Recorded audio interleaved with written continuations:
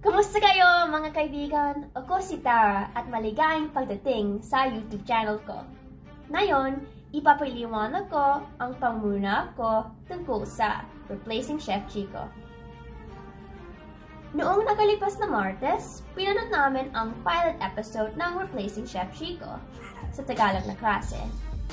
Ito ang melodramang serye tungkol kay Sous Chef Ella at ang laban niya para sa tagumpay ng restaurant na Hain. Naintriga ako sa buod ito, kaya nasabik akong manood. Pero naiba ang isip ko sa pagkatapos ng palabas.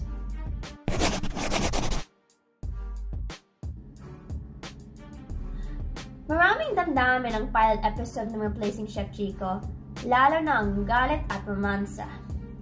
Kaso, ang damdamin ko lang ay inis lang. Sa pagkatapos ng palabas, sobrang galit ako sa tagapagsalaysay. Napasimangot ako sa palabas nito kasi hindi ko gusto ang unayan ng mga bida ni Chef Chico at Sous Chef Ella. Mahusay ang pagluluto ni Sous Chef Ella at kailangan siya ng hain. Alam ni Chef Chico na importante ang sous chef niya, pero laging na siyang nilalaglag. Imbes na tumindik siya para sa sarili niya, tinitiis niya ang pang-abuso ni Chef Chico. Nagmamahalan daw sila, pero sa una, minamaliit siya ni Chef Chico. At ang susunod, gusto na siyang halikan. Hindi ako nalilinawan sa panong sila magjowa.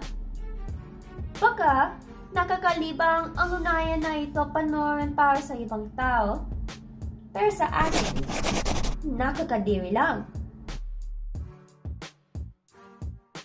Kahit hindi maganda ang palangkas ng palabas, nagalingan ako sa disenyo ng produksyon sa Replacing Chef Chico.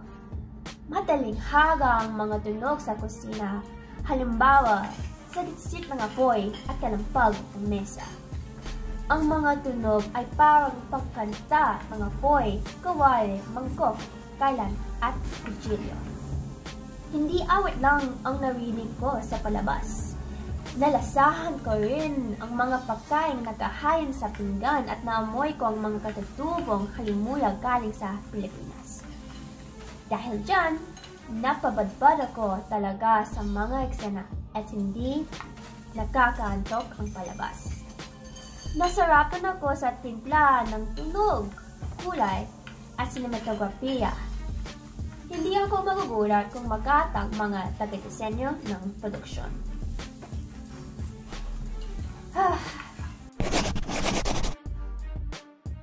Pero, napadulog ko pa rin sa pilot episode ng Replacing Chef Chico. Kahit nagandaan ako sa disenyo ng produksyon, hindi ito makakabawi sa kabaduyan ng kwentong ginawa ng mga manunulat. Hindi ako nasabikan sa iba pang palabas ng Replacing Chef Chico kasi nahulaan ko agad ang pilot episode sa simula. Kaya, sayang ang oras ko kung manonood ko ang buong serye. Alam ko rin na mainis lang ako sa bawat palabas. At hindi ko si Ella. Hindi ko titiisin ang pang-abuso, pananukso, at pagmamaliit at tatawagin silang romantiko. Kung pinanood ninyo ang Replacing Chef Chico, ano ang tingin ninyo? Isulat ninyo sa mga komento, like at subscribe din. Takits!